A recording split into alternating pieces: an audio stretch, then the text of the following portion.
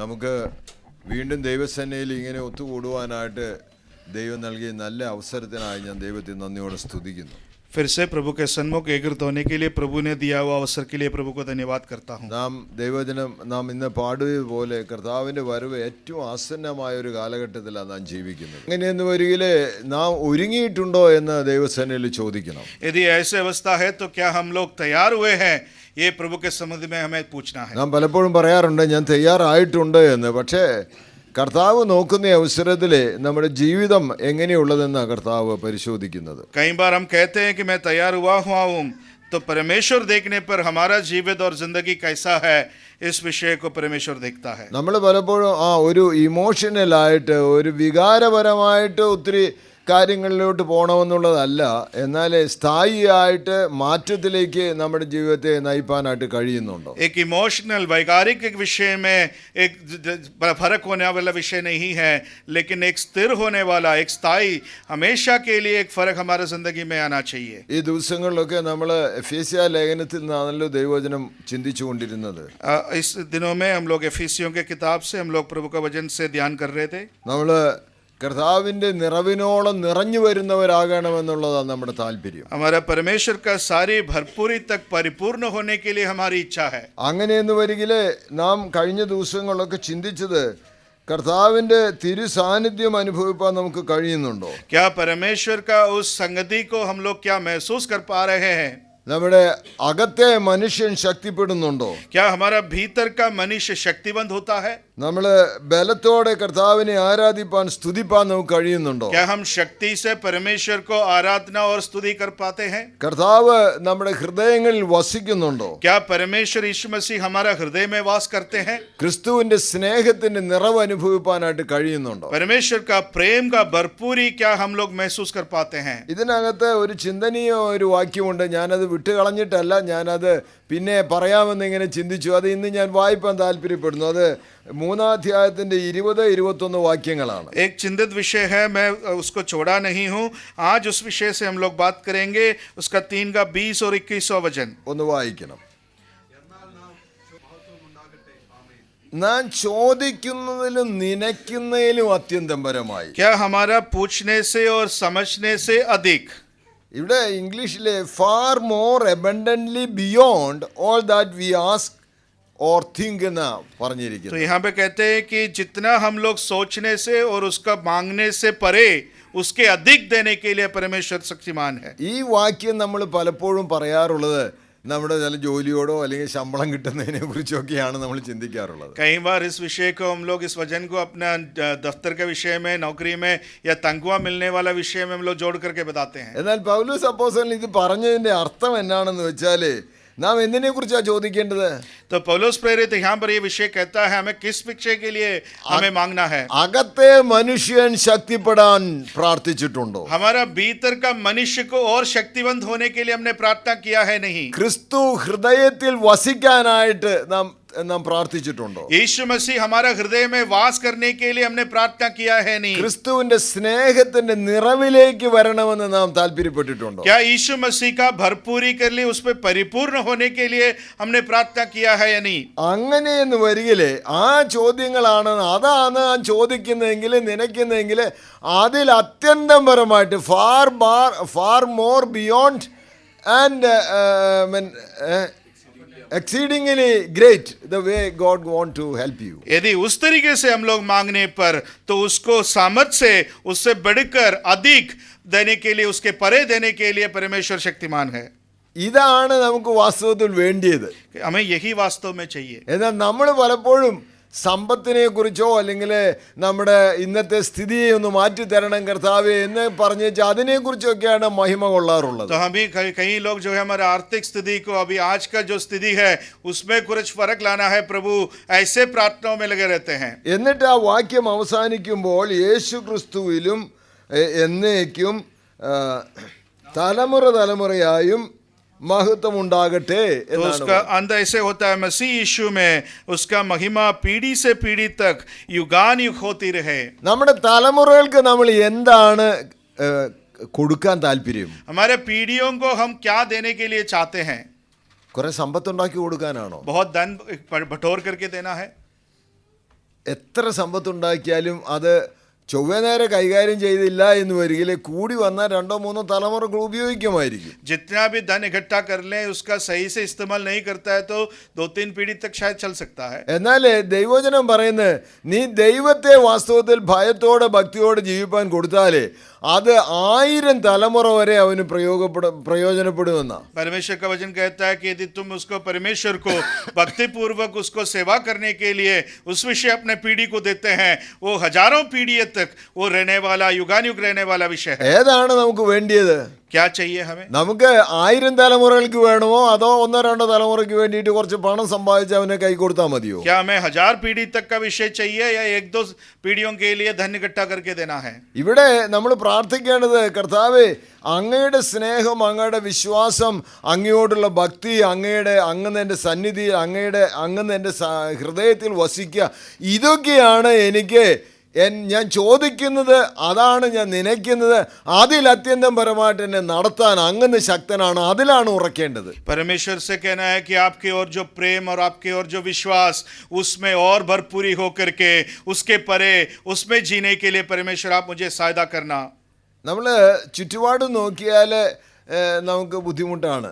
हमारे चारों ओर देखने पर मुश्किल अवस्था है. ഞാൻ പറഞ്ഞത് ക്രിസ്തീയ ജീവിതം നയിക്കാനായിട്ട് വളരെ വിഷമം തോന്നും. मसीह जिंदगी बिताने के लिए हो सकता लगता है कि बहुत मुश्किल है. ഞാൻ എൻ്റെ അനുഭവത്തിൽ പറഞ്ഞാൽ ഈ ദൈവവചനം ഞാൻ എൻ്റെ ജീവിതത്തിലാക്കാൻ ശ്രമിക്കും തോറും കർത്താവ് എല്ലാവിധ അനുഗ്രഹങ്ങളും എനിക്ക് നൽകി തരുന്നു. मेरे प्रायोगिक जिंदगी में मैं अपना अनुभव बोलता हूँ तो इस विषय को मेरा जिंदगी में लाने के लिए जितना मैं प्रयास करता हूँ हर चीज परमेश्वर मुझे आशीष का कारण बना देता है. നമ്മൾ അനുഗ്രഹം എന്ന് പറയുമ്പോൾ നമ്മുടെ ചിന്ത മുഴുവൻ വരുന്ന പണം കിട്ടുന്നുണ്ട്, അതുപോലെ തന്നെ പ്രശസ്തി കിട്ടുന്നുണ്ട്.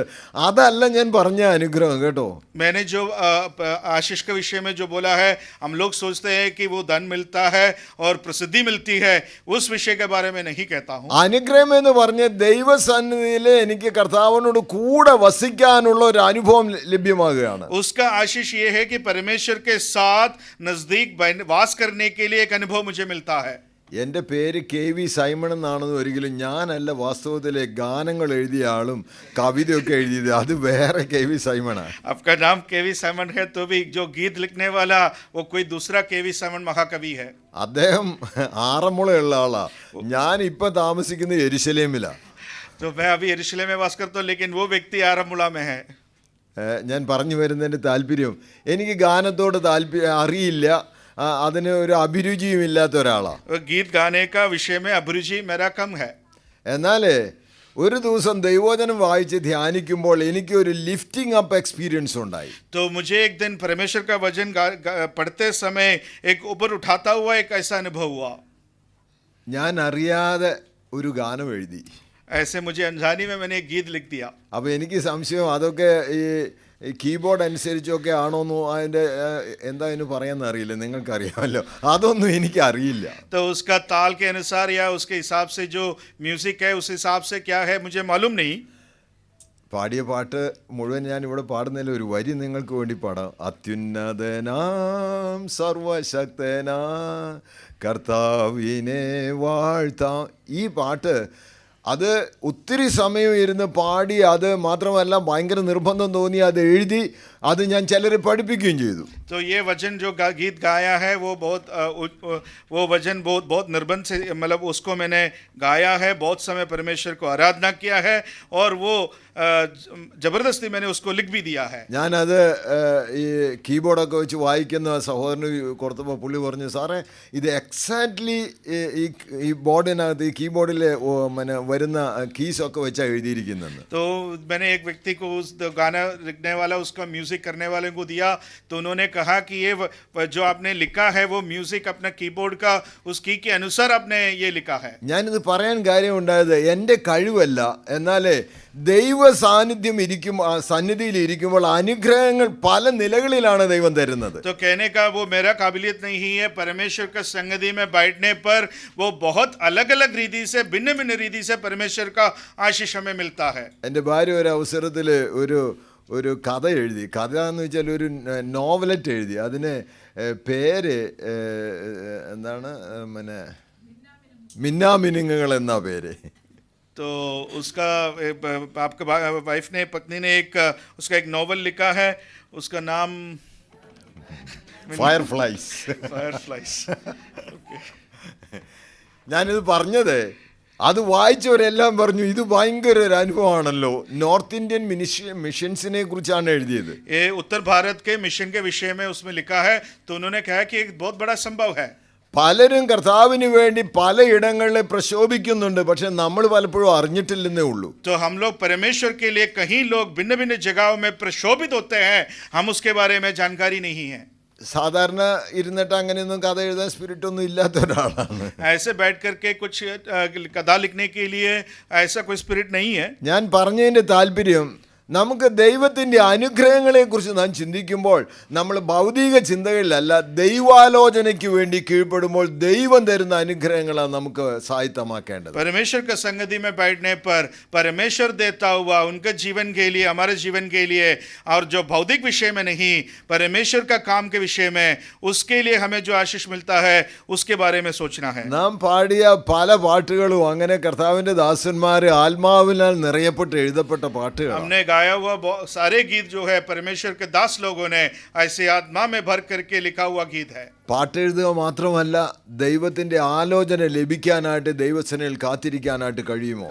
केवल गीत लिखने के लिए नहीं, परमेश्वर की आलोचना मिलने के लिए, सलाह मिलने के लिए क्या हम परमेश्वर के संगति में बैठ पाएंगे? വിശ്വാസത്താൽ ഉറയ്ക്കാനായിട്ട് കഴിയുമോ? विश्वास में स्थिर होने के लिए, नेव डालने के लिए क्या हमसे हो എൻ്റെ सकता है? ദൈവിക സ്വഭാവം അറിഞ്ഞിട്ട് അതിനൊത്തോണം പ്രവർത്തിപ്പാൻ കഴിയുമോ? परमेश्वर का स्वभाव जान करके उसके अनुसार वर्ताव करने के लिए क्या हो सकता है? അങ്ങനെയെന്ന് വരികിലെ നാം ചോദിക്കുന്നതിലും നനയ്ക്കുന്നതിലും അത്യന്തപരമായിട്ട് നൽകുവാൻ തക്കവണ്ണം നമ്മുടെ കർത്താവ് ശക്തനാണ്. ऐसा है तो हमारा सामर्थ्य से अधिक जो हमने मांगने से परे हमको देने के लिए परमेश्वर शक्तिमान है. അങ്ങനെയെന്ന് വരികിലെ നമ്മുടെ വ്യക്തിപരമായ ജീവിതത്തിൽ ഒരു മാറ്റം ഉണ്ടാകണം. ऐसा है तो हमारा व्यक्तिगत जिंदगी में कुछ फर्क आएगा. അതാണ് കഴിഞ്ഞ ദിവസം നമ്മൾ ധ്യാനിച്ചത്. वही विषय हमने पिछले दिनों में मगन किया.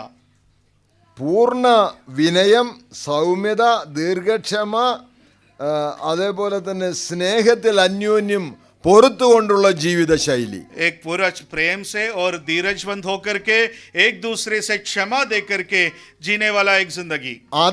അതിനുവേണ്ടി വാസ്തവത്തിൽ പ്രാർത്ഥിക്കുന്നുണ്ടോ? क्या उसके लिए हम लोग प्रार्थना करते हैं? ഞാൻ കഴിഞ്ഞ ദിവസം പറഞ്ഞു നമ്മുടെ ചില പ്രാർത്ഥനകളൊക്കെ ഒരു ഹിപ്പോക്രസിയാണെന്ന്.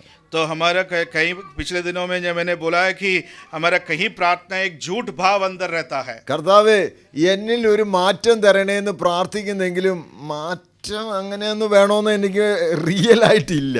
मैं कहता हूँ कि प्रभु जी मुझे मेरे अंदर एक फर्क लाना, लेकिन सचमुच में पूछा जाए तो कुछ फर्क ज्यादा नहीं चाहता है. എനിക്ക് രക്ഷിക്കപ്പെട്ട് കർത്താവിനെ ഹൃദയപൂർവ്വം അംഗീകരിച്ചുകൊണ്ട് കർത്താവിൻ്റെ വഴിയിലൂടെ നടക്കണമെന്ന് താല്പര്യമുണ്ട്. അതിനുവേണ്ടി സമർപ്പിക്കാനായിട്ട് നമുക്ക് കഴിയുന്നുണ്ടോ എന്നുകൂടെ ചോദിക്കണം. मैं उद्धार पा करके परमेश्वर यीशु मसीह के रास्ते में चलने के लिए इच्छा है, लेकिन सवाल यह है कि हम उसके लिए क्या समर्पण करते हैं. നമ്മൾ ചുറ്റുപാട് നോക്കുക, हम चारों ओर देखते रहते हैं. മറ്റുള്ളവരെ കുറിച്ച് എന്താ പറയുക? दूसरे लोग मेरे बारे में क्या बोलते हैं?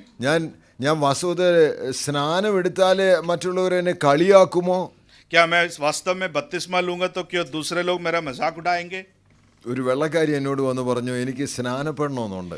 एक विदेशी वनिता ने आकर के मुझसे कहा कि मुझे बपतिस्मा लेना है. വചനം എനിക്ക് ക്ലിയർ ആയിട്ട് മനസ്സിലായി. मैं वचन अच्छे से जान ली हूँ. ദൈവാത്മാവ് എന്നോട് ഇടപെടുന്നുണ്ട്. पवित्र आत्मा भी मुझसे बात करता പക്ഷെ है. പുള്ളിയുടെ ഒരു പ്രശ്നം എന്നോട് പറഞ്ഞത്, उनका प्रश्न एक बताया. പുള്ളിക്കാര് ഈ ഒരു അവരുടെ മുടി ഇങ്ങനെ പൊങ്ങി നിൽക്കുന്ന, ഇങ്ങനെ ഫൂ എന്ന് പറഞ്ഞിട്ട് പൊങ്ങി നിൽക്കുന്നതാണ്. उनका वो एक ऐसा स्टाइल बाल है कि वो ऊपर ऐसा कड़ा हुआ है कि ऐसे एक स्टाइल में बाल है उनका.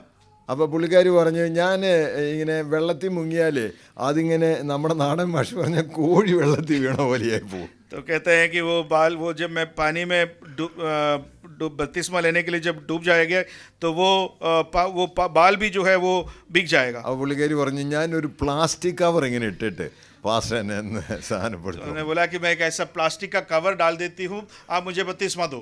ഞാൻ പറഞ്ഞു പറ്റില്ല. उन्होंने कहा कि नहीं हो सकता. അത്ര പോലും കർത്താവിന് വേണ്ടി സഹിക്കാൻ തയ്യാറില്ലെങ്കിൽ സഹോദരി സ്നാനം എടുക്കണ്ട. क्या उतना भी परमेश्वर के लिए सहन करने के लिए आप तैयार नहीं है तो आप बपतिस्मा मत लो. കർത്താവ് നമുക്ക് വേണ്ടി ചെയ്തത് ഒന്നും നോക്കിയില്ല. നിങ്ങൾ റോമാലേഖനം 5-ാം അധ്യായത്തിന്റെ 8-ാം വാക്യം ഒന്ന് വായിച്ചേ. एक बार रोमियो का किताब 5वां उसका 8वां वचन पढ़ेंगे. എങ്ങനെയാണ് സ്നേഹം പ്രകടമാക്കിയത്? कैसे प्रेम को प्रकट किया. ആ ആ ആ നമുക്ക് തന്നോടുള്ള സ്നേഹപ്രകടനം നടത്താനായിട്ട് കാൽവരി ക്രൂശിൽ മരിച്ചെന്ന്. परंतु परमेश्वर हम पर अपने प्रेम की भलाई इस रीति से प्रकट करता है कि जब हम पापी थे तब भी मसीह हमारे लिए मरा. ആ കർത്താവിന്റെ മരണത്തോട് പങ്കാളിയാകുന്നതാണ് ഈ സ്നാനം. उस मृत्यु में भागीदार होने वाला विषय है ये बपतिस्मा. അത് റോമാലേഖനം 6-ാം അധ്യായം 4-ാം വാക്യം വ്യക്തമാക്കി പറയുന്നുണ്ട്. वो रोमियो का किताब 6वां अध्याय उसका 14वां आयत में कहता है. അങ്ങനെയെന്ന് വരികിലേ ഈ ഒരു ചെറിയ കാര്യത്തിന് പോലും നമുക്ക് പറ്റുകയില്ലെങ്കിൽ സിസ്റ്ററെ സ്നാനപ്പെടേണ്ട, അല്ലാതിരിക്കുന്ന നല്ലത്. तो ये छोटे विषय में भी आप सहभागी नहीं कर सकते हैं तो आप बिना बपतिस्मा लेके ही अच्छा है. എന്നിട്ട് കർത്താവിനോട് പറഞ്ഞാൽ മതി, കർത്താവേ അങ്ങനെ എനിക്ക് കഷ്ടം സഹിച്ചു, അത് നല്ല കാര്യം, ഞാൻ എനിക്ക് വേണ്ടി ഒന്നും സഹിക്കാൻ തയ്യാറില്ല എന്നങ്ങ് പറഞ്ഞാൽ മതി. तो परमेश्वर यीशु मसीह से ये कहना कि यीशु मसीह आपने मेरे लिए कष्ट उठाया लेकिन मैं कुछ भी कष्ट उठाने के लिए तैयार नहीं हूँ. അതല്ല കർത്താവ് താല്പര്യപ്പെടുന്നത്. परमेश्वर ये इच्छा नहीं रखते हैं. ഏത് പ്രയാസ പ്രതിസന്ധി ഘട്ടങ്ങളുണ്ടെങ്കിലും എൻ്റെ കർത്താവിൽ നിന്ന് വേർതിരിപ്പാൻ കഴിയുകയില്ല എന്നുള്ള ഉറപ്പ് പ്രാപിപ്പാനാ ദൈവം നമ്മിൽ നിന്ന് താല്പര്യപ്പെടുന്നത്. कोई भी प्रतिकूल अवस्था में परमेश्वर से उनका प्रेम से मुझे कोई चीज अलग नहीं कर सकता है, ये विषय परमेश्वर हमसे चाहता है. അതിനെ ഒരുപക്ഷെ പ്രതികൂലങ്ങൾ പല നിലകളിലുണ്ടാകാം. प्रतिकूल परिस्थितियां कहीं भिन्न रीति से हमारी जिंदगी में आ सकता है. എന്നാലേ ക്രിസ്തുവിന്റെ സ്നേഹമാണ് എന്നെ ഇതിനെല്ലാത്തിനും കാരണക്കാരനായി മാറ്റുന്നത്. ये परमेश्वर यीशु मसीह का जो प्रेम है सबके लिए मुझे मजबूर करता है. അങ്ങനെയുള്ള ഒരു കൂട്ടമാണ് സഭ. ऐसे लोगों का एक झुंड है कलीसिया. ഇന്ന് ഞാൻ താല്പര്യപ്പെടുന്നത് ഈ എഫേസ്യ ലേഖനം 4-ാം അധ്യായത്തിന്റെ 4 മുതൽ 6 വരെയുള്ള വാക്യങ്ങളെ നമുക്ക് ധ്യാനിക്കാനാ താല്പര്യം. एफिसियों का किताब उसका 4 से 6 तक का वचन आज मगन करेंगे. അവിടെ 7 പ്രത്യേകതകളാണ് സഭയെക്കുറിച്ച് അവിടെ എഴുതിയിരിക്കുന്നത്. 7 विशेष बातें कलीसिया के बारे में यहाँ पर लिखा हुआ है. സഭയെക്കുറിച്ച് 7-fold uniqueness of the church. एक 7 अनोखा विषय कलीसिया के विषय में लिखा है. അപ്പോൾ സഭ എന്താണ്? कलीसिया है क्या है? ഇവിടെ 4-ാം വാക്യത്തിൽ പറയുന്നു it is A body of Christ. कहते हैं कि वो एक ही देह है. ആ ഒരു ശരീരമാകുമാറ് നമ്മെ വിളിച്ചിരിക്കുക. एक ही देह के समान होने के लिए हमको बुलाया है. കംപ്രൈസിങ് ഓൾ പീപ്പിൾ, എല്ലാവരും ഉൾപ്പെടെയാ. सबको एक साथ होकर के बुलाया है. അവിടെ ചിലരെ മാറ്റി നിർത്തുന്നൊന്നുമില്ല. कुछ लोगों को अलग करके नहीं रखते हैं. 1-ാം അധ്യായത്തിന്റെ 23-ാമത്തെ വാക്യം ഒന്ന് വായിച്ച്. എഫേസ്യർ 1:23. 1 का 23वां वचन पढ़ेंगे.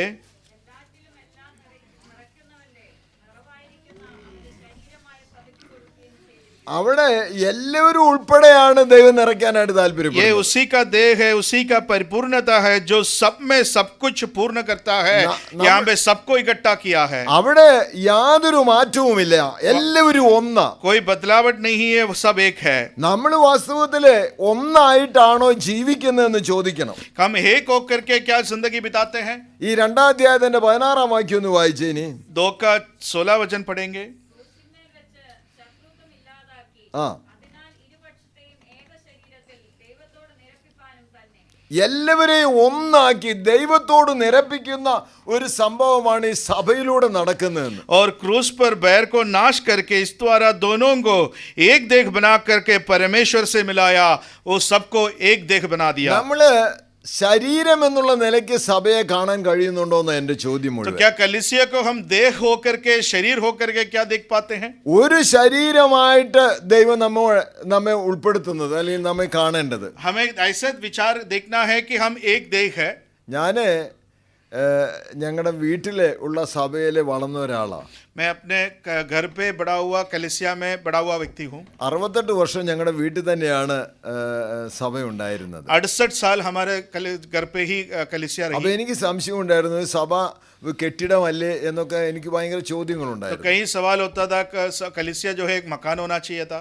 എന്നാൽ ഞാൻ പഠനം തുടങ്ങിയപ്പോൾ എനിക്ക് മനസ്സിലായി സഭ കെട്ടിടമല്ല, സഭ ഞാനും നിങ്ങളുമാണെന്ന്. तो जब मैंने पढ़ाई शुरू किया तो मुझे मालूम हुआ कि कोई कलीसिया मकान नहीं है, वो हम और आप है. എങ്ങനെയാണ് നമ്മൾ കർത്താവിൻ്റെ ശരീരമാകുന്ന സഭയിലെ ഒന്നിച്ച് പണിയപ്പെടുന്നത്. क्या परमेश्वर का जो कलीसिया का जो देह है, हम एक होकर के कैसे हमारा निर्माण होता है. നിങ്ങൾ ആലോചിച്ച് നോക്കിയാൽ നിങ്ങളുടെ ശരീരത്തിലെ ഒരു മുറിവ് വിരലിനേറ്റാൽ നിങ്ങൾ പറയുമോ നീ സഹിച്ചോ എൻ്റെ കാര്യമല്ലേ എന്ന് പറയുവാണോ?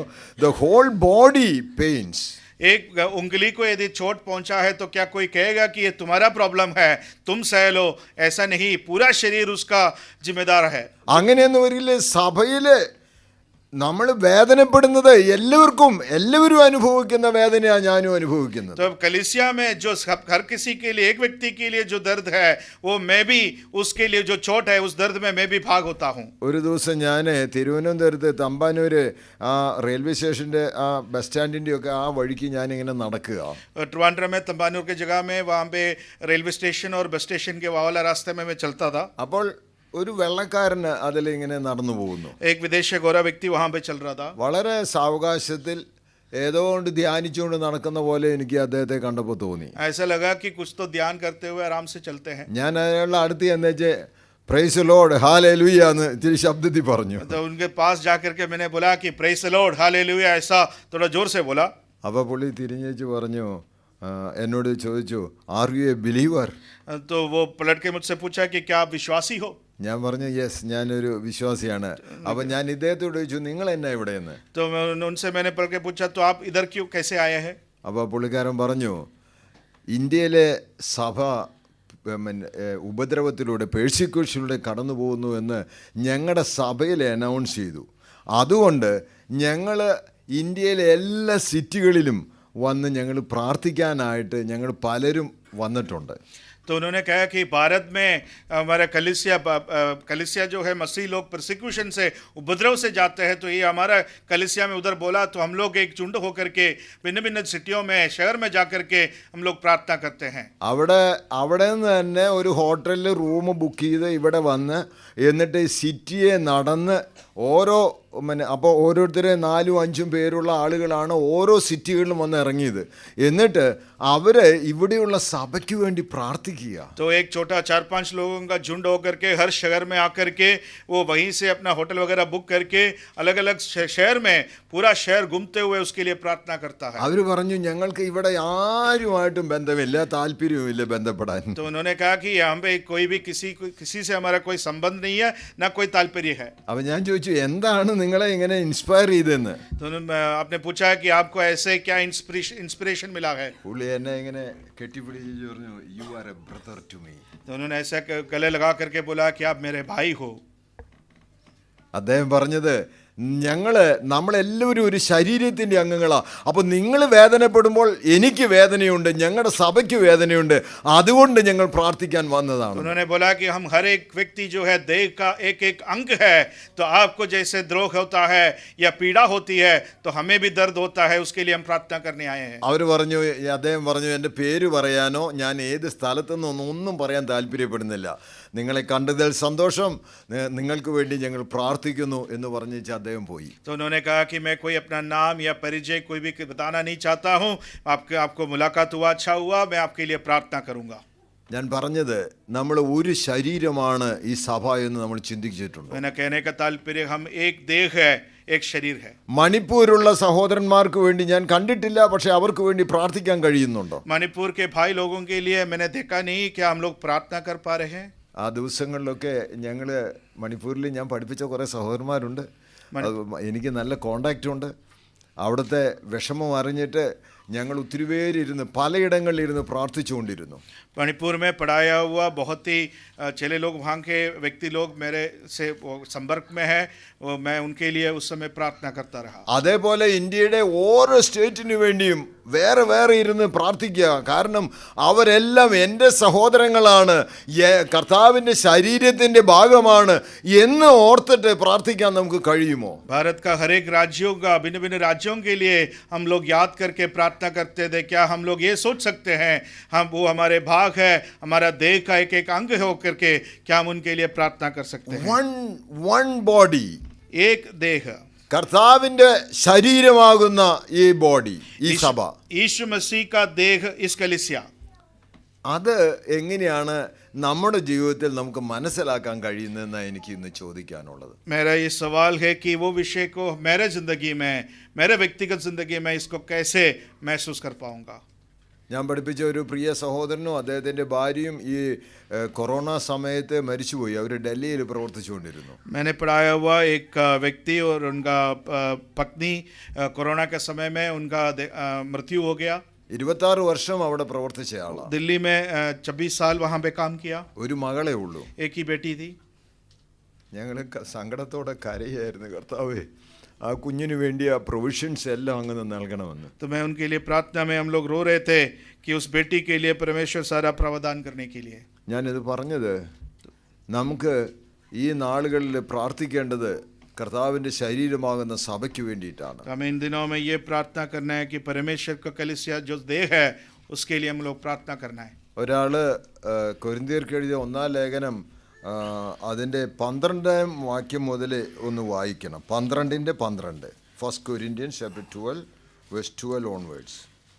पहला कुरिन्दी उसका 12वां अध्याय उसका 12वां वचन से लेकर. ആ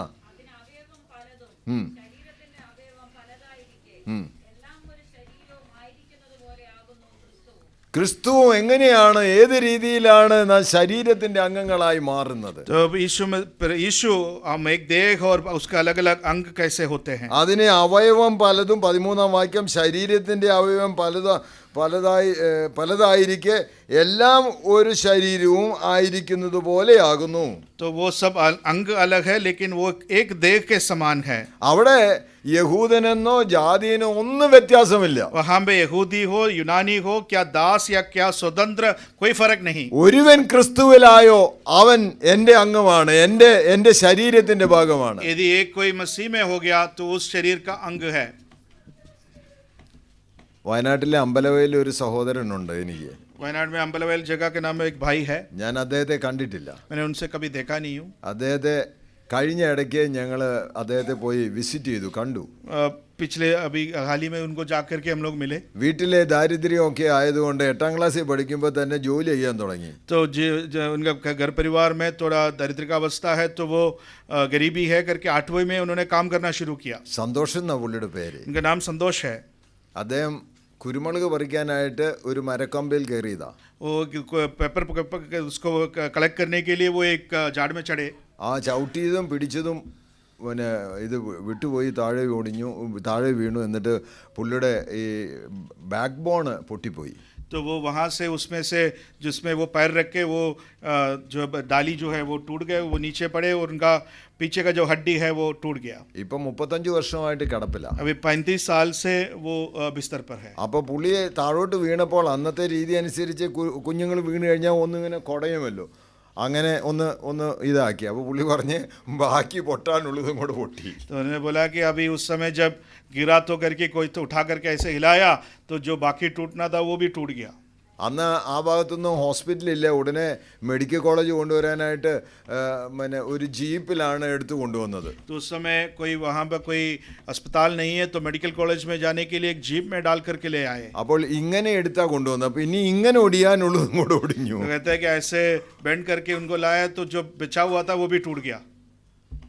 ഡോക്ടർ പറഞ്ഞു പുള്ളിയോട്, അവനെ ഇങ്ങനെ പറഞ്ഞു, 1 മണിക്കൂർ മുമ്പേ കൊണ്ടുവന്നിരുന്നെങ്കിൽ അദ്ദേഹത്തെ രക്ഷപ്പെടുത്തായിരുന്നു. डॉक्टर ने बोला कि 1 घंटा यदि पहले लाते तो उनको बचा देते. അവ സന്തോഷം ചിരിച്ചോണ്ടാ എന്നോട് പറഞ്ഞു, സാറേ ഞാൻ വീഴണ്ടേ എന്നാലല്ലേ കൊണ്ടുവരാൻ പറ്റുള്ളൂ. संतोष ने कहा कि सर मैं गिर जाता तो उससे 1 घंटा पहले तो मैं गिरा नहीं था. എന്നാൽ സന്തോഷമായിട്ട് നിങ്ങൾ സംസാരിച്ചാൽ നിങ്ങൾക്ക് സ്പെഷ്യൽ എനർജി ഉണ്ടാകും. संतोष से आप बात करने पर आपको एक अच्छा ऊर्जा मिलेगा. പുള്ളിക്കാരൻ പറഞ്ഞത്, ഞാൻ ഇങ്ങനെ വീണു, പക്ഷേ എന്നെ താങ്ങുന്ന ഒരു കർത്താവ് എൻ്റെ കൂടെയുണ്ട്. उन्होंने ऐसा बोला है कि देखो मैं ऐसा गिरा हूँ लेकिन मुझे संभालने वाला, मुझे रखवाली करने वाला एक परमेश्वर है. ഇന്ന് വചനം മറ്റുള്ളവരോട് പങ്കിടുന്ന ആളാണ് സന്തോഷ്. वो दूसरों से वजन बांटने वाला एक व्यक्ति है संतोष. സന്തോഷ് എല്ലാ മാസവും ഒരു മാസിക നുറുങ്ങുകൾ അല്ലെ സ്നേഹിതൻ എന്ന് പറഞ്ഞൊരു ഒരു പത്രം പ്രൈവറ്റ് ആയിട്ട് ഇറക്കുന്നുണ്ട്. तो वो एक ऐसा हर महीने में एक पत्र जो है वहाँ से वो रिलीज करते हैं. उसका नाम है स्नेहितन, मतलब वो अपना ദോസ്ത്. दोस्त. അങ്ങനെയൊക്കെ ചെയ്യുന്ന സന്തോഷിനെ നിങ്ങൾ കണ്ടാൽ സന്തോഷിനെ, നിങ്ങൾ ക്ഷീണനാണെങ്കിൽ സന്തോഷം ഇങ്ങോട്ട് ആശ്വസിപ്പിച്ച് തരും. यदि कोई परेशानी में है तो संतोष जो है आपको आश्वासन देगा. സന്തോഷ് കാത്തലിക് ആയിരുന്നു, അപ്പോഴാണ് വീണത്. तो जब वो गिरे थे तब कैथोलिक था. ഇപ്പം പുള്ളി പറയുന്നത് എന്നെ കർത്താവ് ഓരോ ദിവസവും അത്ഭുതകരമായിട്ട് നടത്തുക. वे कहते हैं कि परमेश्वर हर एक दिन मुझे अचंभे से अद्भुत रीति से परमेश्वर चलाते हैं. അന്ന് വീടില്ല, उस समय घर नहीं था. തന്നെ വല്ല കടത്തിണ്ണെ കിടന്നിട്ടൊക്കെ ആയിരുന്നു ജീവിച്ചുകൊണ്ടിരുന്നത്. तो उस समय कोई सड़क में कोई किनारे में वहाँ पे वास होता था. ഞാൻ ചെന്നപ്പോൾ സന്തോഷമുണ്ട്, സാറേ ഇതൊരു ഞങ്ങളുടെ വീടാ. तो उन्होंने कहा कि सर देखो ये हमारा घर है. വീടിനകത്ത് ഒത്തിരി അനുഭവങ്ങൾ പുള്ളി പറഞ്ഞു. तो कई अनुभव उन्होंने शेयर किया. ഞാൻ യേശുവിനെ രക്ഷകനും കർത്താവുമായി സ്വീകരിച്ചപ്പോൾ എൻ്റെ ഹൃദയത്തിൽ വന്ന മാറ്റമാണ് ഈ ജീവിതത്തിൽ ഈ സന്തോഷമെല്ലാം അനുഭവിപ്പാൻ കാര്യമുണ്ടായത്. यीशु मसीह को अपने उद्धारकर्ता के नाम पर मैंने अपने हृदय में स्वीकार किया तो ये सब फर्क आने के लिए, बदलावट होने के लिए कारण हुआ. എന്നെ ദൈവം കിടത്തിയത് ഈ വചനം വായിക്കാനാണെന്ന്. मुझे परमेश्वर ने इसलिए लिटाया कि ये वचन पढ़ने के लिए. എന്നിട്ട് ഫിലിപ്പിയ ലേഖനത്തിൽ പൗലോസ് എഴുതുന്നത് എന്തിനു വേണ്ടിയാ? Rejoice rejoice again I say rejoice. तब पौलुस प्रेरित ऐसे कहता है कि आनंदित हो ऐसे फिलिपियों की किताब में लिखा है. എന്നിട്ട് പുള്ളിക്കാരൻ വിളിച്ചു പറയാ, ഇതേ അദ്ദേഹം പൗലോസ് അപ്പോസ്തലൻ ജയിലിൽ കിടന്നിട്ട് നിങ്ങൾ സന്തോഷിക്കാൻ പറഞ്ഞു, ഞാൻ നടു ഒടിഞ്ഞു കിടന്നിട്ടും നിങ്ങളോട് സന്തോഷിക്കാൻ പറയാന്ന്. प्रेरित पौलुस वहाँ पे बंदीगृह में डाल करके कहते हैं कि आनंदित हो, मैं बिस्तर पर पड़े होकर के मैं आपसे कहता हूँ आप आनंदित हो. ഞാനിത് പറഞ്ഞതിന്റെ താല്പര്യം, मैंने कहने का ताल्पर्य നമ്മുടെ സഹോദരന്മാർ പലരും പലയിടങ്ങളിൽ നമ്മൾ വിചാരിക്കാത്ത, നമ്മൾ ഒരുപക്ഷെ കണ്ടിട്ടില്ല, അവർക്ക് വേണ്ടി പ്രാർത്ഥിക്കാൻ, അവരെ ഒന്ന് ഉത്സാഹിപ്പിക്കാൻ നമ്മുടെ ജീവിതത്തിലൂടെ കഴിയുന്നു. तो कहने का ताल्पर्य हमारे कई भाई लोग हमने कभी मिले नहीं होंगे, उनको प्रार्थना में याद करने के लिए हमसे होना चाहिए. കർത്താവിന്റെ ശരീരമാകുന്ന സഭ വിവിധ ഇടങ്ങളിൽ ഇതേപോലെ കടന്നു പോകുന്നു. परमेश्वर का शरीर जो कलीसिया है ऐसे अवस्थाओं में अलग अलग जगहों में जाते हैं. രണ്ടാമത് ഇവിടെ പൗലോസ് പറഞ്ഞത് നമ്മൾ ഒരു ആത്മാവിനെ പാനം ചെയ്തവരാ. हम एक ही आत्मा को पाया हुआ है. നാലാം വാക്യം ഒന്ന് വായിച്ച്, 4:4 4 का 4 पढ़ेंगे. എഫേസ്യർ.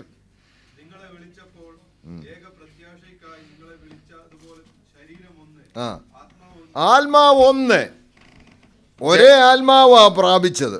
और एक ही आत्मा जैसे जो बुलाए थे. ആദിമ നൂറ്റാണ്ടിലെ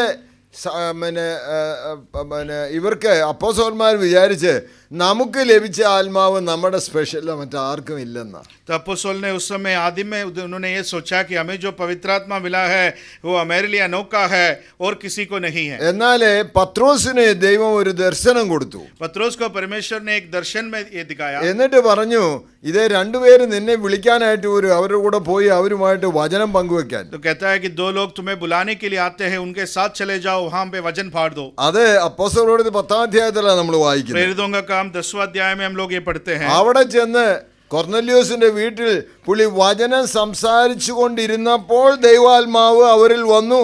അവരെ ആദിയിൽ അവർക്കുണ്ടായത് അതേ അനുഭവത്തിൽ തന്നെ അന്യഭാഷകളിൽ കർത്താവിനെ സ്തുതിപ്പാൻ തുടങ്ങി. कर्नेलियुस के घर पर जब परमेश्वर को जब वो भजन फाड़ते समय ही उनके ऊपर पवित्र आत्मा आया. जैसे आदि में उनके साथ जो अनुभव हुआ वैसे अनुभव उन पाए. അപ്പോൾ പത്രോസ് പറയുന്ന വാക്കുകളൊന്ന് വായിച്ചേ, 10-ാം അധ്യായത്തിന്റെ 44-ാമത്തെ വാക്യം മുതൽ. प्रेरितों का काम 10 का 44 से लेकर वचन हम पढ़ेंगे. हाँ.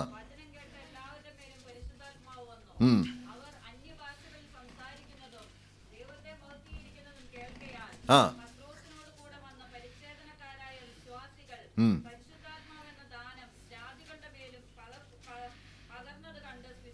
हाँ.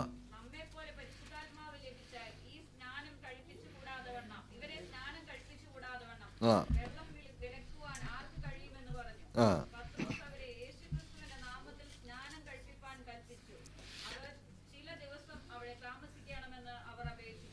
എന്താ സംഭവിച്ചേ? ഇവര് വിചാരിച്ചത് പരിശുദ്ധാത്മാവെന്ന് പറഞ്ഞത് ഞങ്ങൾക്ക് മാത്രമുള്ള കാര്യമാണെന്ന്. तो इन्होंने क्या हुआ, इन्होंने सोचा कि पवित्र आत्मा केवल हमारे लिए है. എന്നാൽ ദൈവം പഠിപ്പിച്ചു കൊടുത്തു, അല്ലല്ല, ജാതികൾക്കും ഉള്ളതാണ്.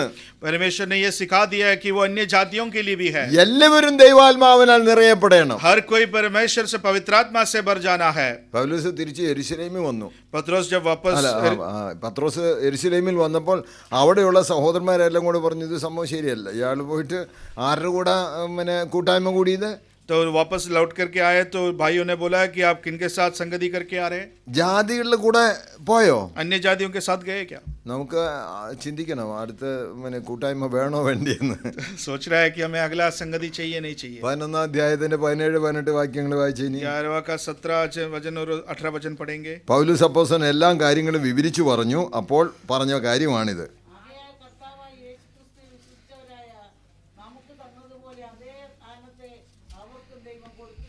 ആ ആ വായിച്ചു. ആ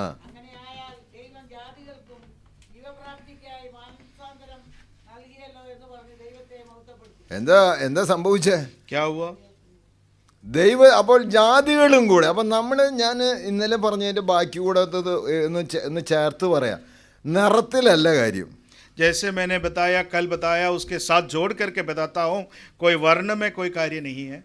ഒരു കഥ പറഞ്ഞാൽ ഈ കാര്യം കുറച്ചുകൂടെ ക്ലിയർ ആകും. एक और स्टोरी कथा बताता हूँ तो साफ हो जाएगा। നമ്മുടെ ഈ പൂരപ്പറമ്പുകളിലൊക്കെ പല സാധനങ്ങളും അല്ലെങ്കിൽ പെരുന്നാളൊക്കെ നടക്കുമ്പോൾ പല ബലൂണൊക്കെ പലതൊക്കെ വിൽക്കുന്നത് കാണാമല്ലോ. उत्सव के समय में वहाँ पर जो है बहुत बलून बेचने वाले सब दिखते हैं। അപ്പോൾ ഒരു മനുഷ്യൻ ഒരു പ്രത്യേക ബലൂൺ വിൽക്കുന്നു. एक व्यक्ति जो है कुछ विभिन्न अलग तरीके का बलून बेचता है। ആ ബലൂൺ എന്നാന്ന് വെച്ചാൽ ഒരു പ്രത്യേക തരം ഗ്യാസ് നിറച്ചേച്ച് ആ ബലൂൺ പുള്ളി അങ്ങ് വിട്ട് കഴിഞ്ഞ് നേരെ മേളിലോട്ട് പോവുക. वो एक अलग तरीके का हाइड्रोजन उसमें भर करके वो बलून ऊपर ही जाता है। ഹൈഡ്രജൻ ഇതാണ് നിറയ്ക്കുന്നത്. हाइड्रोजन उसमें भरता है, അതുകൊണ്ടാണ് മേളിലോട്ട് പോകുന്നത്. इसलिए वो ऊपर जाता है। ഒരു ബലൂൺ വിട്ടാൽ ഉടനെ പുള്ളി കൈയടിച്ച് 2 രൂപ 2 രൂപ എന്ന് വിളിക്കും. കുറേ പിള്ളേർ വരും, അപ്പോൾ 2 രൂപയ്ക്ക് കൊടുക്കും. പിന്നെ പിള്ളേർ വീണ്ടും പോകുമ്പോൾ പിന്നെയും ഒരു ബലൂൺ നിറയ്ക്കും, പിന്നെയും വിടും. एक बार वो बलून डाल करके ऊपर छोड़ देते हैं, वो ताली बजा करके 2 रुपए कहेगा, कुछ लोग आएंगे, उससे बलून खरीदेगा, फिर थोड़ी देर बाद फिर वो काम वही वापस करता रहेगा। പുള്ളി ബിസിനസ് നോക്കി ഇങ്ങനെ വിറ്റുകൊണ്ടിരിക്കുക. वो ऐसे अपना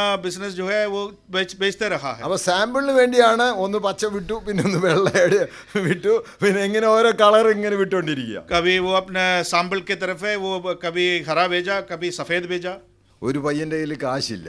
एक लड़के के पास पैसा नहीं है, അവൻ ഇതെല്ലാം നോക്കിക്കൊണ്ട് നിൽക്കുക. वो सब देखते रहा। അപ്പോൾ അവൻ ചോദിച്ചു, അങ്കിളെ ആ കറുത്ത കളറുള്ളത് മേളിലോട്ട് പോകുമെന്ന്. तो उन्होंने पूछा कि ये काला रंग का जो है ऊपर जाता है क्या? അപ്പോൾ ഇദ്ദേഹം പറഞ്ഞു, മോനെ ഇത് കളറിൻ്റെ അടിസ്ഥാനത്തിലല്ല പോകുന്നത്, ഇതിനകത്ത് നിറയ്ക്കുന്ന ആവിയുടെ അടിസ്ഥാനത്തിലാണ്. तो उन्होंने बोला कि बेटा देखो, ये रंग के अनुसार नहीं, इसके अंदर जो हवा भरा जाता है उसके हिसाब से ही ऊपर जाएगा।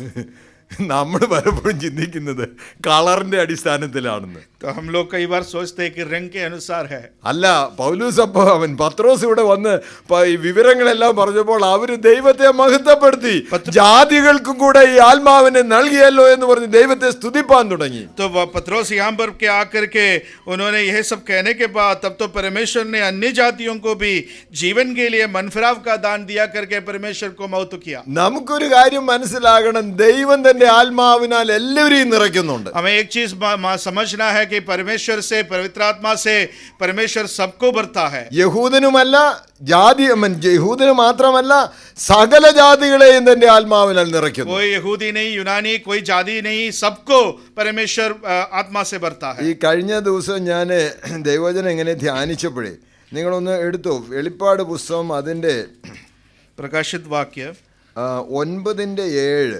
9 का 7 पढ़ेंगे।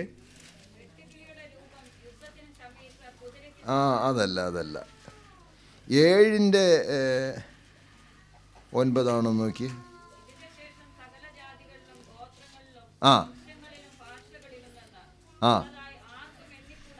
ആർക്കും എണ്ണിക്കൂടാത്ത ആ ആ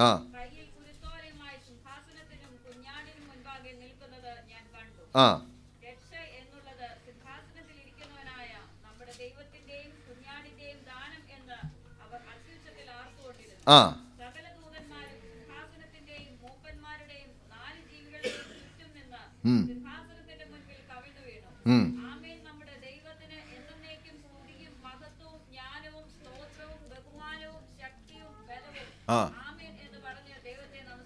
ഇവിടെ ഒരു കാര്യം ഓർക്കേണ്ടത്, ആരൊക്കെ കൂടിയിരിക്കുന്ന അവിടെ? तो यहाँ पे एक सोचने वाला विषय है कि यहाँ पे कौन कौन सम्मिलित है। എല്ലാ ഭാഷക്കാരും, सभी भाषा के लोग, എല്ലാ ജാതികളും, सभी गोत्र से എല്ലായിടത്തു നിന്നുള്ള ആളുകളുണ്ട്. और सारे कुल के सभी लोग हैं। അങ്ങനെയൊന്നും ഒരിക്കലും അവരെല്ലാം ഉൾക്കൊള്ളാനായിട്ട് നമുക്ക് കഴിയുന്നു എന്നാണ് ചോദ്യം. क्या इन सबको अंदर लेने के लिए, इनको अंगीकार करने के लिए क्या हमसे होता है? ഞാൻ വെള്ളക്കാരോട് ചോദിക്കുന്ന ഒരു ചോദ്യം ഇത്. तो ये मैं गोरे लोगों से मैं ये सवाल पूछता हूँ। ഒരു ആഫ്രിക്കൻ അമേരിക്കൻ കറുത്ത വർഗ്ഗക്കാരൻ നിങ്ങളുടെ കൂടെ ആരാധനയ്ക്ക് വന്നാൽ നിങ്ങൾ എന്നെ ചെയ്യും? एक अफ्रीकन अमेरिकन जो अमेरिका में रहता है लेकिन काला रंग का व्यक्ति आपके साथ आराधना में आता है तो क्या होता है? ഇവിടെ നിങ്ങൾക്ക് അവകാശമില്ലെന്ന് പറയുമോ? तो क्या आपको यहाँ पर कोई भागीदार नहीं है, ऐसे कहेंगे आप? ദൈവകൃപയാലെ ഞങ്ങളുടെ ഒരു പാസ്റ്റർ ആഫ്രിക്കക്കാരനാ. तो हमारा एक पासवान अफ्रीकन अमेरिकन ऐसा। ഞാനിത് പറയാൻ കാര്യമുണ്ടായത് എന്നാന്ന് വെച്ചാൽ നമുക്ക് സഭയെക്കുറിച്ചുള്ള കാഴ്ചപ്പാട് നമുക്ക് മാറണം. हमारा कलीसिया के और जो मंडली के और जो हमारा जो दृष्टिकोण है वो बदलना है। എഫേസ്യ ലേഖനം 2-ാം 19 വാക്യം ഒന്ന് വായിച്ചേ. എഫേസ്യ ലേഖനം 2:19. एफेसी 2:19 पढ़ेंगे। ആകയാൽ നിങ്ങൾ ഇനി അന്യരും പരദേശികളുമല്ല, പിന്നെ ദൈവത്തിന്റെ ഭവനക്കാരായി മാറി.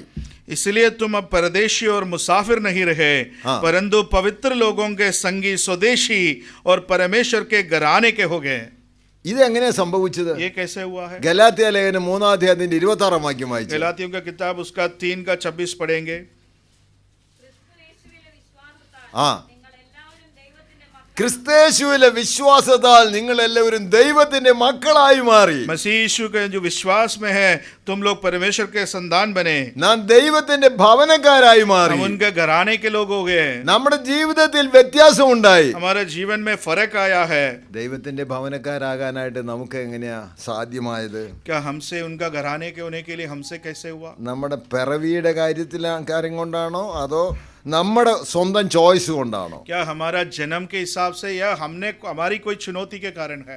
എഫേസ്യ ലേഖനം 1-ാം 4 വാക്യം മുതൽ ഒന്ന് വായിച്ചു. एफेसी का पहला अध्याय इसका 4 से हम लोग पढ़ेंगे।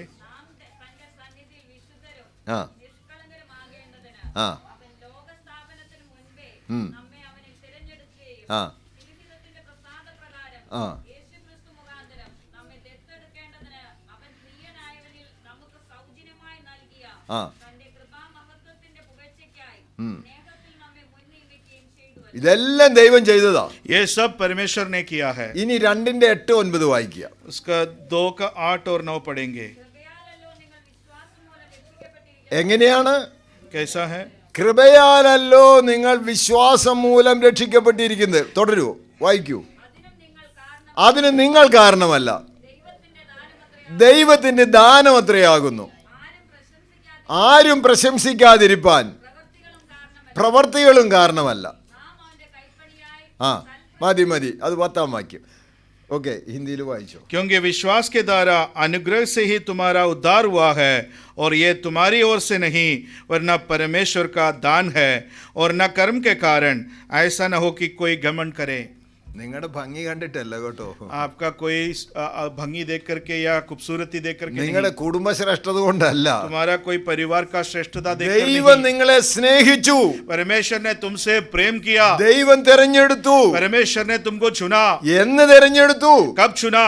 ഇതേ ലോകസ്ഥാപനത്തിനു മുമ്പേ, पृथ्वी का उत्पत्ति से पहले। അതിന് കാരണം എന്നാ? കർത്താവായ യേശുക്രിസ്തു മൂലമാണ് നിങ്ങൾ കർത്താവിനോട് ദൈവമക്കളായി തീർന്നത്. उसका कारण क्या है? यीशु मसीह के द्वारा जो रक्षा है उसके कारण हुआ है। അങ്ങനെ നിങ്ങൾ ദൈവത്തിന്റെ ഭവനക്കാരായി മാറി. ऐसे तुम परमेश्वर के घराने के हो गए। Born into the family of God. ऐसे परमेश्वर के घराने में तुम्हारा जन्म हुआ है। നമ്മള് ദൈവത്തിന്റെ മക്കളായി തീർന്നു എന്നുള്ളതാണ് ഇതിന്റെ പ്രത്യേകത. हम परमेश्वर के संतान बने, ये इसका खासियत है। അതുകൊണ്ടാണ് പത്രോസിനെ ഇത് കഴിഞ്ഞപ്പോൾ യെരുശലേമിലേക്ക് തിരിച്ചു വന്നപ്പോൾ അവരൊക്കെ കൂടെ പറഞ്ഞു, മറ്റേ യഹൂദന്മാരെല്ലാം കൂടെ പറഞ്ഞു, ഇത് സംഭവം റെഡി ആകാൻ പോകുന്നില്ല. तो उन्होंने जब वापस पत्रोस जब यरूशलेम में आए तो यहूदियों ने बोला कि ये ठीक होने वाला नहीं है। അപ്പോഴാണ് ഇവരെല്ലാം വിവരിച്ച്, പത്രോസ് എല്ലാം വിവരിച്ചു പറഞ്ഞപ്പോൾ അവർ ദൈവത്തെ മഹത്വപ്പെടുത്തി. जब पत्रोस ने ये सब उनको विस्तार में बताने पर वो सब मिलकर के परमेश्वर को धन्यवाद किया। നമുക്ക് എല്ലാം നമ്മുടെ ഇന്ത്യയിൽ എത്ര ലാംഗ്വേജ് ഉണ്ടെന്ന് അറിയാമോ? भारत में कितना भाषा है ये मालूम है? 1652 ലാംഗ്വേജസ് ഉണ്ട്. 1652 भाषा है. ഈ ഭാഷയിലേക്ക് 400 ഭാഷയിലേക്കാണ് പരിഭാഷ നടന്നിട്ടുള്ളൂ.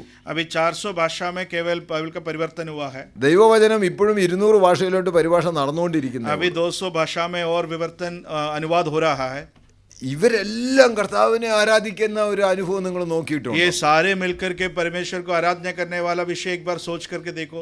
നമ്മൾ ചിന്തിക്കാത്ത ഒരുപാട് പേര് കർത്താവിനെ സ്തുതിക്കുന്നു, മഹത്വപ്പെടുത്തുന്നു. हम सोचते भी नहीं ऐसे लोग, कई लोग परमेश्वर को स्तुति और आराधना करते हैं. അവരെല്ലാം എൻ്റെ കർത്താവിൻ്റെ ശരീരത്തിൻ്റെ അംഗങ്ങളാണെന്ന്, മെമ്പേഴ്സ് ആണെന്ന് നമുക്ക് വിശ്വസിപ്പാൻ കഴിയുമോ? क्या हम उस परमेश्वर का शरीर का अंग है, वो भी हमारे अंग है, क्या हम सोच पाते हैं? അതേ ഞാൻ അനുഭവിക്കുന്ന ഇതേ ആത്മാവിനെ ദൈവം അവർക്കും പകർന്നു കൊടുക്കുന്നു. मैं जो अनुभव करता हूँ उसी आत्मा को परमेश्वर ने उनको भी दिया है. മൂന്നാമത് സഭയെക്കുറിച്ച് പറഞ്ഞു നമുക്ക് എല്ലാവർക്കും ഒരേ പ്രത്യാശയാണുള്ളത്. ഒന്ന് വായിച്ചോ, 4-ാം അധ്യായത്തിന്റെ 4-ാം വാക്യം ഒന്നുകൂടെ വായിക്കണം. इफिसियों की किताब 4 फिर से पढ़ेंगे कि वहां पे कहता है कि हमारा सबका एक ही आशा है.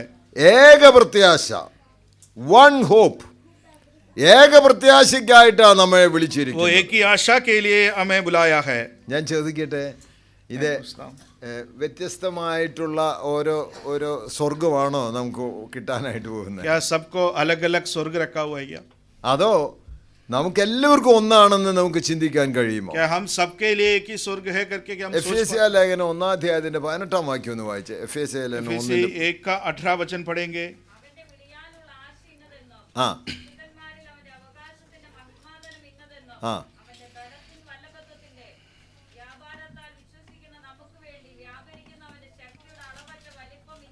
ആ ഇവിടെ പൗലോസിന്റെ ഒന്നാമത്തെ പ്രാർത്ഥനയുടെ ഭാഗം എന്നാന്ന് വെച്ചാൽ നിങ്ങൾക്ക് വാസ്തവത്തിൽ ഒരു ശരിയാവണ്ണമുള്ള ഒരു റെവലേഷൻ ഉണ്ടാകണം, ഒരു ദർശനം കിട്ടണം. तो परमेश्वर उनका प्रेरित पौलुस का पहला प्रार्थना है कि उनके आंखें जो है ज्योतिर्मय होने के लिए, एक प्रकटीकरण होने के लिए. എന്തിനു വേണ്ടിയാണ് ദൈവം വിളിച്ചിരിക്കുന്നത്? किसके लिए परमेश्वर बुलाए हैं? പ്രത്യാശ എന്തിനെ കുറിച്ചുള്ളതാണ്? उस आशा क्या है? എന്റെ കർത്താവ് താൻ ഗംഭീരനാദത്തോടെ വരുമ്പോൾ അവനോട് കൂടെ ഞാനും എഴുതപ്പെടുമെന്നുള്ള പ്രത്യാശ. परमेश्वर अपने तुर्की के साथ जब आएंगे मैं उनके साथ उठा लिया जाएगा, यही आशा है. അത് നമ്മളെ മാത്രമേ ഉള്ളൂ. केवल हम ही है. ഞാൻ പറയട്ടെ, കർത്താവിൽ വിശ്വസിച്ച് അവൻ്റെ ആജ്ഞ അനുസരിച്ച് അവൻ്റെ കൽപ്പനകൾ ദിനവും പാലിച്ചു പോകുന്ന എല്ലാവരും എടുക്കപ്പെടുന്ന ഒരു അനുഭവമുണ്ട്. परमेश्वर यीशु मसीह में विश्वास करके उनका कमान को, उनका आज्ञाओं को हर रोज पालन करने वाला हर किसी को साथ में उठा लिया അത് जाएगा. എവിടെ നിന്നെല്ലാം ഉണ്ടാകും? वो कहां से उठा लिएंगे? ഞാൻ പറയട്ടെ, വെള്ളക്കാരുടെ ദേശത്തു നിന്നുണ്ടാകും, കറുമ്പരുടെ ദേശത്തു നിന്നുണ്ടാകും, वो सफेद लोगों का और काले रंग का सभी जगहों से होगा. ഇന്ത്യയിൽ നിന്നുണ്ടാകും, भारत से भी होगा, ജപ്പാനിൽ നിന്നുണ്ടാകും, जापान से भी होंगे, ഇത് പാകിസ്ഥാനിൽ നിന്നുണ്ടാകും. पाकिस्तान से भी होंगे. ഇവിടെ ടെറിട്ടറി ഒന്നുമല്ല, കർത്താവിനെ ഹൃദയപൂർവ്വം അംഗീകരിച്ചോ എന്നുള്ള ഏക ചോദ്യമേ ഉള്ളൂ. एक कोई प्रदेश से नहीं, परमेश्वर को हृदय पूर्वक अंगीकार किया है नहीं. ഒരേ ആശ, ഒരേ പ്രത്യാശ. एक ही आशा, उसी आशा के अनुसार. നമ്മുടെ ജീവിതത്തിൽ നമ്മൾ ലക്ഷ്യം വെക്കേണ്ടത്, കർത്താവേ ആ നാളിലേക്ക് വേണ്ടി എന്നെ ഒരുക്കണമേ എന്നാ പ്രാർത്ഥിക്കേണ്ടത്. परमेश्वर हमारे जिंदगी में ये लक्ष्य रखना है, प्रार्थना रखना है, उस दिन के लिए मुझे तैयार करना. അതുകൊണ്ട് പ്രാർത്ഥിക്കേണ്ടത് എന്താ? उसके लिए प्रार्थना क्या करना है? അപ്പം ഞാൻ നമ്മുടെ ഈ തീം വിടണ്ട, നമ്മൾ ഫുൾനെസ് നമ്മൾ പ്രാപിക്കണം. हमारा जो थीम है उसको छोड़ना नहीं है, हमारा जो परिपूर्णता है उसको हमें पाना है. ആ ഫുൾനെസ്സിലോട്ട് വരുമ്പോഴാണ് നമ്മുടെ ഹൃദയം പിടച്ച് ഇതെല്ലാം അതിൻ്റെ വ്യക്തതയിലേക്ക് മനസ്സിലാക്കാനായിട്ട് കഴിയുന്നത്. उस भरपूरी का पूर्णता, परिपूर्णता में आने पर यह सब साफ हो जाता है. നമ്മൾ സഭയ്ക്ക് ഏതെങ്കിലും പിന്നെ ന്യൂനതയുണ്ടെങ്കിൽ ആ സഭയല്ലേ നമ്മൾ ഡിനോമിനേഷനായിട്ട് മാറ്റി അതിനെ അങ്ങനെ പറയാ. यदि कोई मंडली में कुछ कमी है तो हम लोग बोलते हैं कि हाँ वो लोग ऐसे उस प्रकार के लोग हैं. നമുക്ക് നേരെ തിരിച്ച് ആ സഭയ്ക്ക് അല്ലെങ്കിൽ ആ കാഴ്ചപ്പാട് നഷ്ടപ്പെടുന്ന സഭയ്ക്ക് വേണ്ടി നമുക്ക് പ്രാർത്ഥിക്കാൻ കഴിയുമോ? क्यों जहाँ पे वो लक्ष्य बिगड़ने वाला ऐसे कलीसियाओं के लिए क्या हम प्रार्थना कर पाते हैं? അവരും കൂടെ നിത്യതയിൽ കാണണമെന്ന് നിങ്ങൾ താല്പര്യപ്പെടുന്നുണ്ടോ? क्या आप ऐसे ताल्पर्य रखते हैं कि वो भी अनंतता में प्राप्त होए? ഇന്ന ഭാഷ സംസാരിക്കുന്നവരെ, ഇന്ന രാജ്യത്ത് കഷ്ടപ്പെടുന്നവരെ അവരുടെ കർത്താവിന്റെ തിരുസന്നിധിയിൽ ചെല്ലണമെന്ന് പ്രാർത്ഥിക്കുന്നുണ്ടോ? ये सब अलग अलग भाषा बोलने वाले और अन्य देश के लोग वहाँ पे परमेश्वर के सन्निधि में जाने के लिए हम लोग प्रार्थना करेंगे.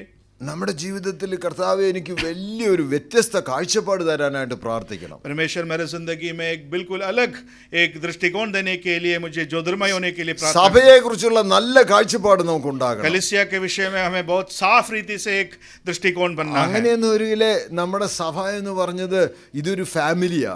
तो एक कलीसिया जो है एक परिवार होगा, ഇതൊരു കുടുംബമാണ്. एक परिवार होगा. ഞാൻ എൻ്റെ PhD സ്റ്റഡീസ് തന്നെ ഫോക്കസ്ഡ് ആയിട്ടിരിക്കുന്നത് the church as the family of God എന്നാ. मेरा आपका जो डॉक्टरेट देने वाला उसका थीसिस का जो स्टडी भी है, वो जो परमेश्वर का जो कलीसिया जो परिवार ഈ है.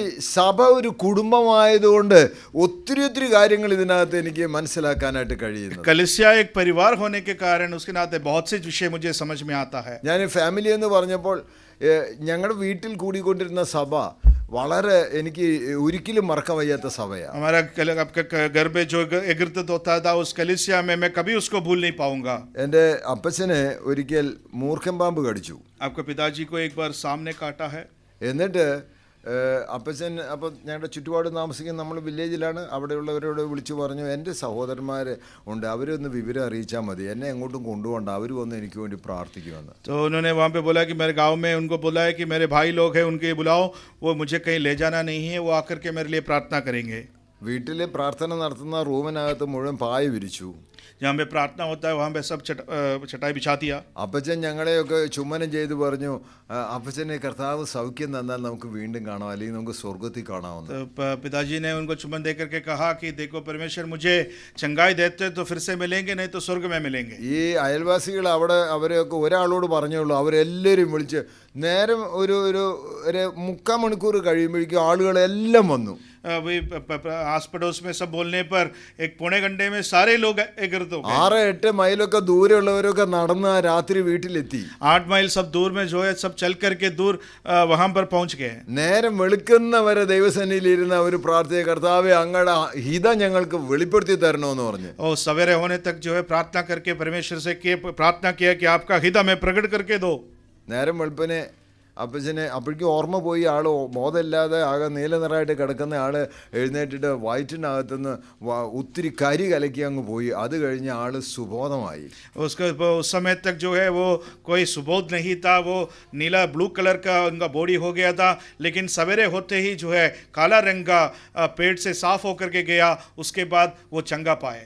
ഞാൻ ഓർക്കുന്നു, അന്ന് രാവിലെ എല്ലാവരും കൂടി ഇരുന്ന് ദൈവത്തെ സ്തുതി, കർത്താവേ അങ്ങന്ന് സൗഖ്യം നൽകി, അങ്ങന്ന് അത്ഭുതം പ്രവർത്തിച്ചതിനായിട്ട് സ്തോത്രമെന്ന്. उस समय मैं आज भी याद करता हूँ कि सवेरे सब एकत्रित होकर के परमेश्वर को आराधना किया, स्तुति किया, परमेश्वर को धन्यवाद किया. ഞാനിത് പറയാൻ കാര്യമുണ്ടായത്, ഇത് ഒരു കുടുംബമായിട്ടാണ് ഇവർ കാണുന്നത്. क्योंकि मैंने कहने का कारण उन्होंने एक कुटुंब होकर के, एक परिवार होकर के इस विषय को देखा. ഒറ്റയാളും വരാതിരുന്നില്ല. एक भी व्यक्ति ऐसा नहीं था जो नहीं എല്ലാ आया. കാര്യങ്ങളിലും ഞാൻ അത് ഓരോ അനുഭവങ്ങൾ എനിക്ക് പറയാനുണ്ട്. बहुत से विषय और अनुभव कहने के लिए है. എൻ്റെ വിവാഹം നടന്നു, എൻ്റെ ഭാര്യ ഇരിക്കുന്നു. അപ്പം എനിക്ക് സ്ത്രീധനം എന്ന് പറഞ്ഞത് സ്ത്രീയാണ് എൻ്റെ ധനം, ആയിരിക്കുന്നത് നമ്മുടെ കാശ് മുഴുവൻ. का शादी हुआ तो वहाँ पे स्त्री का धन जो है वो स्त्री मेरा धन है. ഒന്നും തന്നിട്ടില്ല, कुछ भी मिला नहीं. ഞങ്ങൾ ചോദിച്ചിട്ടുമില്ല. मैंने पूछा भी नहीं. അപ്പം എങ്ങനെ കാര്യം നടക്കുക? कैसे कार्य होगा? ഞാൻ വിചാരിച്ചത് വരുന്നവർക്ക് കട്ടൻ കാപ്പിയും റസ്കും കൊടുക്കാമെന്ന്. तो मैंने सोचा कि आने वालों को एक बार सुलेमानी और रस देंगे. അതേ ഉള്ളൂ കയ്യിൽ. खाली उतना ही है. എന്നാൽ ഞങ്ങളുടെ സഹോദരന്മാർ അവർക്ക് ഈ വിവരങ്ങൾ അറിയാവുന്നതുകൊണ്ട്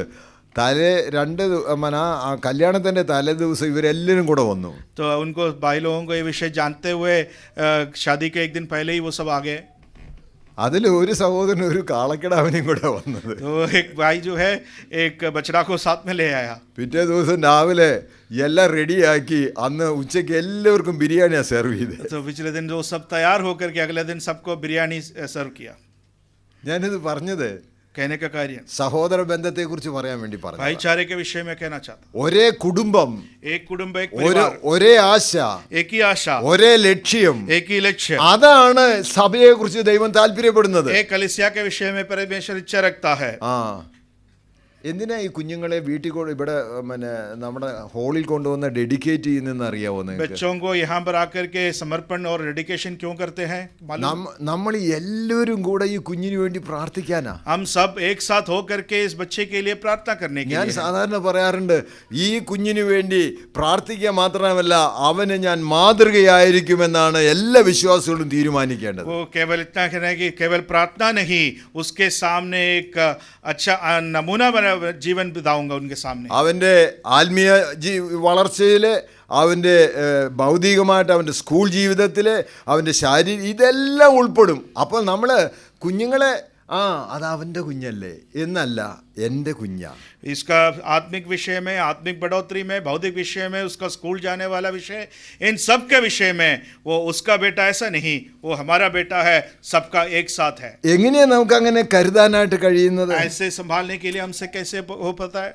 ഞാൻ PhD ക്ക് പഠിക്കുന്ന അവസരത്തിൽ എൻ്റെ ഒരു കമ്പ്യൂട്ടർ ഇല്ല. तो उस समय मैं डॉक्टरेट करने के समय मेरे पास कंप्यूटर नहीं था. എനിക്ക് അത്യാവശ്യമാണ് ഒരു കമ്പ്യൂട്ടർ. मुझे कंप्यूटर का जरूरत था. ഞാനപ്പോൾ ഇങ്ങനെ പ്രാർത്ഥിക്കുക, കർത്താവേ അങ്ങന്ന് എനിക്ക് കമ്പ്യൂട്ടറിനല്ല പ്രാർത്ഥിക്കുന്നത്, ഇതൊന്ന് സോർട്ട് ഔട്ട് ചെയ്തിട്ട് കാര്യങ്ങളെല്ലാം ഒന്ന് റെഡിയാക്കി കൊടുക്കാനായിട്ട് കർത്താവ് കൃപ ചെയ്യണമെന്നാണ് പ്രാർത്ഥിക്കുന്നത്. कंप्यूटर के लिए प्रार्थना नहीं किया, ये सब विषय जो लिखना है, जो कार्य करना है, उसको सॉर्ट आउट करके वहाँ पे सबमिट करने के लिए परमेश्वर मुझे सहायता करना. എൻ്റെ കയ്യിൽ ഒത്തിരി ഡാറ്റയുണ്ട്. मेरे पास बहुत सारे विषय और डाटा है.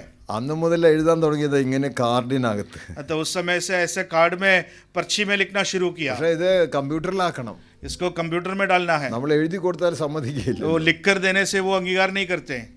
ഞാൻ പ്രാർത്ഥിച്ചുകൊണ്ടിരുന്നപ്പോൾ ഒരു ദിവസം प्रार्थना करते समय एक दिन ഒരു സഹോദരൻ എന്നോട് പറഞ്ഞു, ഒന്ന് കാണേണ്ട അത്യാവശ്യമുണ്ടെന്ന് एक भाई ने बोला कि मिलने की एक जरूरत है. ഞാൻ അദ്ദേഹത്തിൻ്റെ വീട്ടിൽ ചെന്നു. उनके घर में गया, നമ്മൾ ഭക്ഷണമൊക്കെ കഴിച്ചു. खाना वगैरह हो गया. അപ്പോൾ ഒരു ലാപ്ടോപ്പ്, അതിന് മുകളിൽ സ്ക്രീൻ ഇങ്ങനെ വരുന്നു, KV സൈമൺ എന്ന് പറഞ്ഞു. तो एक लैपटॉप ऐसा है, उसके सामने KV साइमन करके ऐसे घूमता हुआ नजर आ रहा है. അപ്പോൾ എന്നോട് പറഞ്ഞു, ഇത് എന്താണെന്ന് അറിയില്ല, ആ പേര് ഉള്ള ആളുടെ ആയിരിക്കും, അതുകൊണ്ടായിരിക്കും അത് വരുന്നത്, അത് എടുത്തുകൊണ്ട് പോയിക്കോണം. मालूम नहीं कि उसका क्यों है, कि उसका जिस आदमी का है शायद इस वजह से वो आता है, उसको उठा के लेके जाना है. എന്നോട് ചോദിച്ചു എന്താ റെസ്പോൺസ് എന്ന്. कहता है कि रिस्पॉन्स क्या है आपका? എളിയവൻ നിലവിളിച്ചു, യഹോവ കേട്ടു. അത്രമാത്രമേ എനിക്ക് പറയാനുള്ളൂ. मैंने पुकारा और परमेश्वर ने मेरा प्रार्थना को सुन लिया.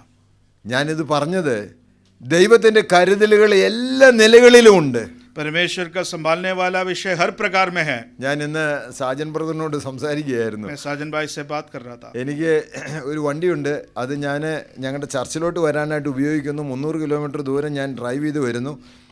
एक गाड़ी है, उसका मैं इस्तेमाल करता हूँ चर्च में जाने के लिए. 300 किलोमीटर का चलाता हूँ. ഏകദേശം 4 മണിക്കൂറെങ്കിലും ഞങ്ങൾ യൂണിവേഴ്സിറ്റിയുടെ അവിടെ എത്താനുണ്ട്. एक 4 घंटा लगता है कि यूनिवर्सिटी तक पहुँचने के അന്ന് 7 മണിക്കൂർ എടുത്തിട്ട് അവിടെ ചെന്നത്. लिए. उस दिन 7 घंटा लगा वहाँ पहुँचने. ആക്സിലേറ്റർ എത്ര പുഷ് ചെയ്തിട്ടും വണ്ടി നീങ്ങുന്നില്ല. एक्सीलेटर कितना भी दबाओ तो गाड़ी आगे नहीं बढ़ता.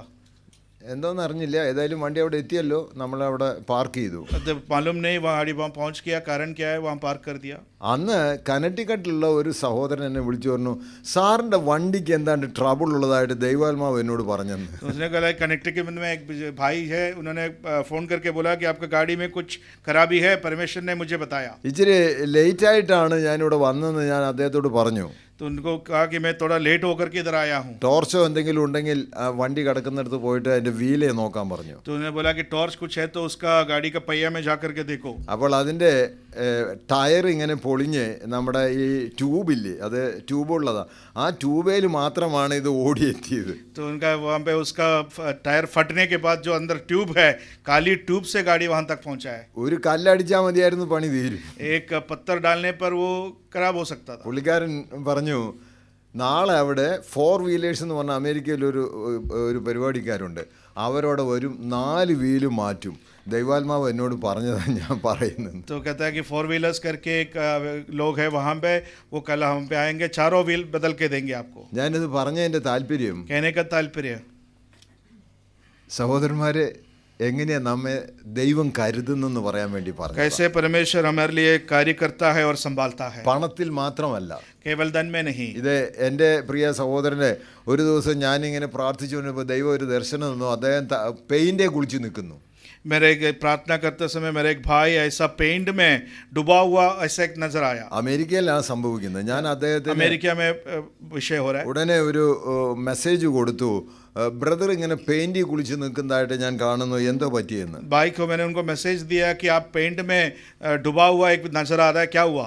പുള്ളിക്കാരൻ ഉടനെ വിളിച്ചേച്ച് പറഞ്ഞു, ഞങ്ങളുടെ വീട്ടിൽ പെയിൻറ് ചെയ്യാൻ വന്നു, അദ്ദേഹത്തിന് ചില പ്രയാസങ്ങളുണ്ടായിരുന്നു, അദ്ദേഹത്തിൻ്റെ ദേഷ്യം തീർക്കാൻ ആ പെയിൻറ് പാട്ടം മുഴുവൻ എൻ്റെ തലയിൽ കൂടെ ഒഴിച്ചു. कहता है कि हमारे यहाँ पे कोई पेंट करने आया, उनका कार्य नहीं हुआ तो उन्होंने पूरा पेंट मेरे ऊपर से डाल दिया। ഞാനിത് പറഞ്ഞതിൻ്റെ താല്പര്യം, നമ്മൾ സഹോദരന്മാരാണെന്ന് ഒരിക്കലും തമ്മിൽ സംഭാഷണമുണ്ട്, അത് ആത്മാവിൽ നമുക്ക് ഒന്നിച്ച് കാണാനായിട്ട് കഴിയുന്നു, പ്രവർത്തിപ്പാനായിട്ട് കഴിയുന്നു, അങ്ങനെ ദൈവത്തിൻ്റെ വലിയ കാര്യം കാണുവാനായിട്ട് നമുക്കിടയുണ്ട്. यदि हम लोग भाई हैं तो आपस में चर्चा है, विषय बातचीत करते हैं, लेकिन आत्मा में कई विषय हमें देखने को मिलता है, एक समान देखने को मिलता है, ये एक साथ आगे बढ़ता है। നമുക്ക് എല്ലാവർക്കും ഒരു പ്രത്യാശയാണുള്ളത്, हम सबको एक ही आशा रहता है, നമുക്ക് ഒരു കർത്താവാണുള്ളത്, एक ही परमेश्वर है हमारा, വേറെ ഒരു കർത്താവില്ല, ഏക കർത്താവ്, നമുക്കെല്ലാവർക്കും വേണ്ടി മരിച്ച കർത്താവ്. एक ही मसीहा है, वो हमारे लिए मरा हुआ यीशु ആ मसीह है। കർത്താവ് ഇന്നും ജീവനുള്ള वो കർത്താവാണ്. आज भी जीवित मसीहा ആ है, കർത്താവ് വീണ്ടും വരുന്ന वो കർത്താവാണ്. दोबारा आने वाला मसीह അവൻ है। ആർക്ക് വേണ്ടിയാണ് വരുന്നത്? वो किसके लिए आ रहा है? എല്ലാവർക്കും വേണ്ടിയാണ് वो വരുന്നത്. सबके लिए आगमन ആ करता है। കർത്താവിന്റെ വരവിന് വേണ്ടി ഒരുങ്ങണമെന്നാ എനിക്ക് പറയാൻ. उनका आगमन के लिए, दोबारा आगमन के लिए हमें तैयार होना है, ये मुझे कहना है।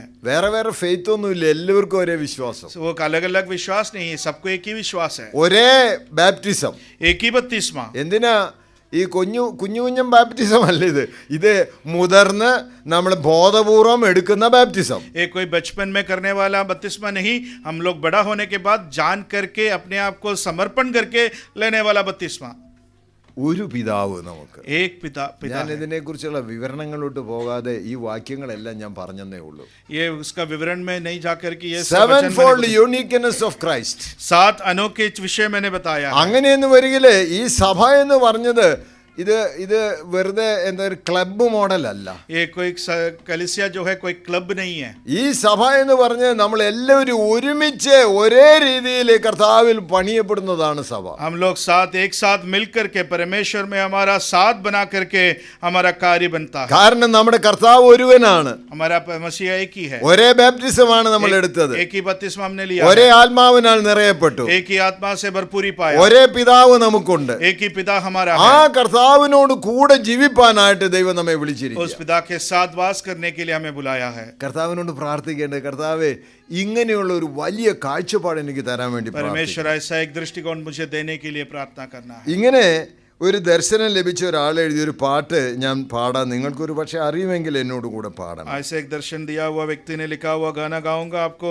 यदि मालूम है तो साथ में गाइए। എത്ര ശുഭം എത്ര മോഹനം സോദരർ ഒത്തു വസിപ്പതോർത്താൽ, ഹാ ഹാ എത്ര ശുഭം എത്ര മോഹനം സോദര ഒത്തു വസിപ്പതോർത്താൽ, സിയോൻ ഗിരിയാതിൽ പെയ്യുന്ന മഞ്ഞുപോൽ എത്ര മനോഹരമേ, ഹാ ഹാ സിയോൻ ഗിരിയാതിൽ പെയ്യുന്ന മഞ്ഞുപോൽ എത്ര മനോഹരമേ.